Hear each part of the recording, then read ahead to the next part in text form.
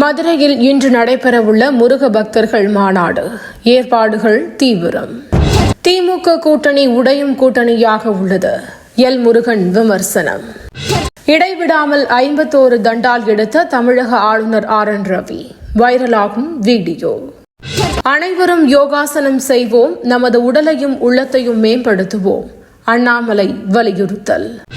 முருக பக்தர்கள் மாநாட்டு பந்தல் நிரம்பி வழிவதால் தமிழக அரசுக்கு பயம் ஏற்பட்டுள்ளது. தமிழிசை விமர்சனம்.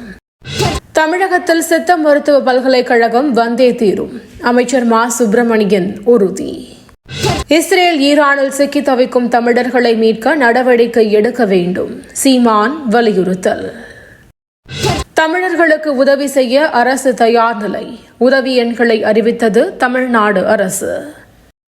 வன்னியர்களுக்கான 10.5% இடஒதுக்கீடு. முதலமைச்சர் நம்ப வைத்து கழுத்தறுத்து விட்டார் என அன்புமணி காட்டம். 2026 தேர்தலில் தமிழ்நாட்டில் உறுதியாக வெற்றி பெறுவோம். மத்திய அமைச்சர் அமித்ஷா பேட்டி. தீர்வுகளை கூறாமல் முழக்கங்களை எழுப்புவதில் தான் மோடி திறமை வாய்ந்தவர்.